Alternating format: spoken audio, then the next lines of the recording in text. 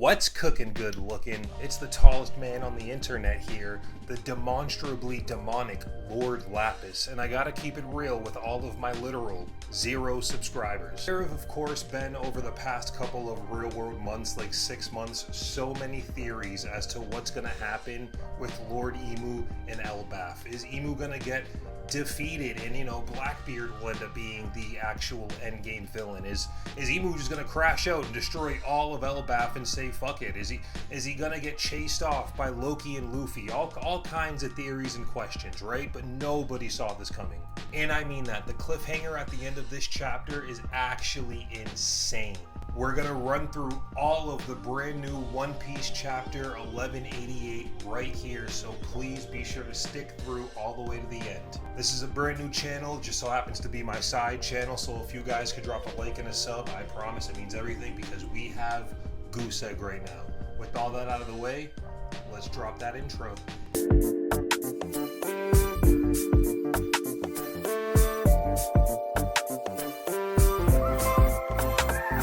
Oda has been pulling a Yoshihiro Togashi and just essentially sprinkling breadcrumbs all throughout the last 1200 chapters of One Piece, just like the Salt Bay meme. And what were those breadcrumbs? They were all about the Void Century. We actually really don't know a lot about the Void Century, but we do keep getting little tidbits of information. That's exactly what happened this chapter. We get a quick little snippet, half-page flashback sorta type thing between Emu and Joy Boy. Essentially just them talking to each other. Doesn't really reveal anything, that's how it's always been, but it's always cool to see Emu crushing on Joy Boy. Luffy, for some reason, is like super fucking gassed at the beginning of this chapter. I don't really know. Maybe that implies that he and Emu have been fighting for like a little while off panel and we, the reader, haven't seen that, but I don't know, man. I just read last week's chapter. Luffy just went into Gear 5, so it is weird that this chapter he's tired and panting off rip, but maybe I'm looking too much into it. But who cares, because this chapter is full of all kinds of crazy Gear 5 shenanigans, and I mean shenanigans. Luffy dodges another one of Emu's like homing missile Amaterasu attacks, and remember, he's in Gear 5, so he dodges it in a very Gear 5 way by just kind of throwing his head down and dodging it with his head. And Emu automatically sees that coming and counters and hits Luffy anyways, and it brings up the question of, Emu's probably to some extent used to fighting the Gum Fruit, Gear 5, all that bullshit with Joy Boy, right? Like, Emu's 1,000 years old, you gotta assume that at the very least one time, being that he was with Joy Boy, he dealt with Gear 5. So none of this should come as a surprise to him in the sense that Luffy can essentially do anything right now. Or at least that's just my personal theory. A quick little blink and you'll miss it One Piece moment. We get to actually see just a one single panel of Emu using observation hockey, and we have to jump on it and talk about it for a quick second because that raises some questions. So Luffy in Gear 5, we saw him on Egghead. He can essentially speed blitz Kizaru, who is like the speed of light. I don't want to get too power scaly. This ain't that type of channel, but it's just something to keep in mind. Luffy can move really fast, right? Luffy essentially teleports like he's Minato or whatever from Naruto, ends up behind Emu. Emu sees it with observation hockey, essentially assumably future sight, and manages to dodge whatever it is Luffy was throwing at him, which brings up the question, is Emu's observation hockey like super OP? Is he like on Shanks' level or above Shanks, right? Because he managed to take down Loki too, and Loki's kind of always using observation hockey, so we have to assume that he just got observation hockey diffed, right, by Emu maybe? Who knows? I think I'm just really quick to like want people to like, this stuff Shanks does with his hockey is really cool. I want to see more of it and have it like explained a little, There's definitely more levels to hockey than what we've seen. Real quick, guys, if you've made it this far, please drop a like and a sub. This is my side channel. It's a brand new channel. Goose egg, 0 subscribers, so every like and sub absolutely helps. And be sure to tap in with me on Twitch at Lord_Lapis, 2 L's in Lapis. We're playing a lot of Call of Duty, Dead by Daylight, Overwatch, Marvel Rivals, all kinds of stuff. GTA is coming real soon too, so be sure to tap in. Back to the video. Another awesome blink and you'll miss it, wacky Gear 5 moment.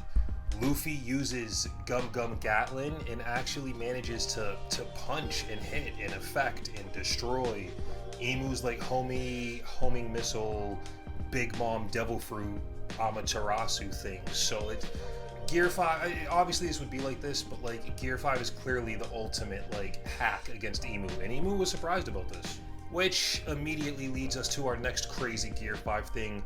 Luffy turns himself into a genie. A genie, like the Disney movie Aladdin, the big blue genie, but this is One Piece instead.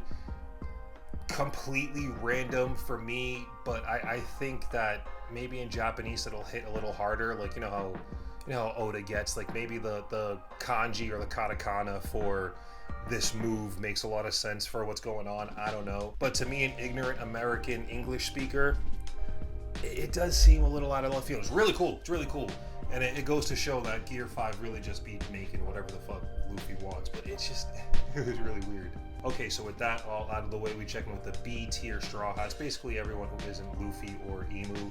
And immediately, we see Loki is on the ground wounded. He's still alive, LOL. Emu tries to finish him off while he's wounded because Emu is a dick. And we get an amazingly cute panel of Ragnar trying to protect Loki. And then Jinbei finally does something and he protects Ragnar, who is protecting Loki. So, you know, Loki's taken care of, he's protected, that's what they're doing. The ice cube finally melted enough to get Shuri out. Everyone's happy about that. No one more so than Brooke. And Brooke calls her Princess Shuri instead of Gunko. Emu hears this, looks down, sees that Brooke has an afro, puts two and two together that he was the guy from the all those 70 years ago, whatever it was, during Brooke's flashback. Which even for someone who's 1,000 years old like Emu, that must be like super shocking, right? Like that's hard to not be shocked by. He saw Brooke die, get stabbed in the head, right? Okay, Brooke comes back to life, whatever. Brooke then goes out and dies and becomes a skeleton, a walking, talking skeleton. So Emu must be like really shocked by that. It's like a weird thing, even for the world of One Piece. That's a weird scenario. Okay, back to the meat and potatoes. Luffy dodges another one of those stigma attacks that Emu used to stab Loki in the chest because, say it with me, he's a dick.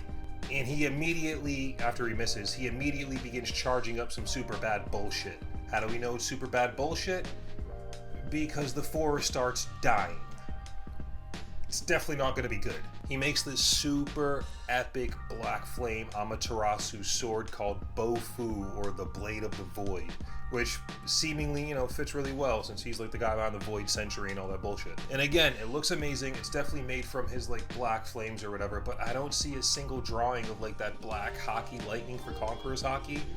And I haven't seen it at all the entire time Emu was fighting Luffy or Loki. I haven't seen him, or in like flashbacks. Only time I've seen him use Conqueror's Hockey is when he's on like one of the 5 elders. So like, but like Emu himself, we haven't seen it. So either he can't use it, which I doubt, or what I think he's been holding back, man. Which is crazy that like he's fighting, you know, the reincarnation of Joy Boy and all these strong people. And he's like, fuck it, I'll just fight these guys with a hammer on my back. It's pretty fucking messed up. But now with the end of the chapter here, we get to the ultimate cliffhanger.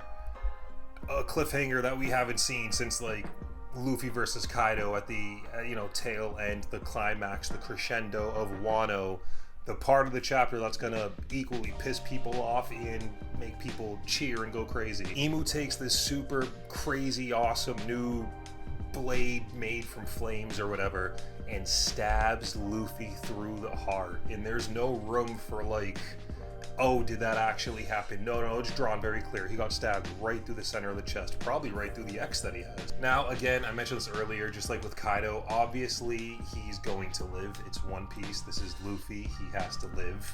My thing is like, what does that look like? Will it involve some kind of Gear 5 power-up, which I honestly think is too soon? We've only had Gear 5 for a couple of years, man. One Piece is like 30 years old. He just got Gear 5. Or is it going to be what I assume it's going to be? A big hockey burst, some kind of new hockey does something and he's able to like get back on his feet. Also, now that Luffy's down, I mean, this could go, which, oh my god, wow, does fit with like One Piece. Luffy always loses a bunch of times before he wins, but whatever. Now that Luffy's down, this could end really bad for the Straw Hats. First off, Gunko's right there. He's gonna snatch her up. He could go back up Sommers and killing him and take down Zoro and Sanji. This could be bad. But let me know, guys, did I leave something out of this video? Was this video a W or an L? We can talk about that too. Write down in the comments. Drop a like and a sub. Keep in mind, this is a brand new channel. This is my side channel. My original channel is Lord Lapis. This channel has no type of movement, no anything whatsoever. Hoping it gets better with the long form content on my original channel, so please drop a like and a sub, and be sure to check me out on Twitch at Lord_Lapis, 2 L's in Lapis. We play a lot of Skyrim, Overwatch, Call of Duty, Rivals, GTA, all that bullshit. Be sure to tap in. With all that out of the way, thank you for making it this far. Let's drop that outro.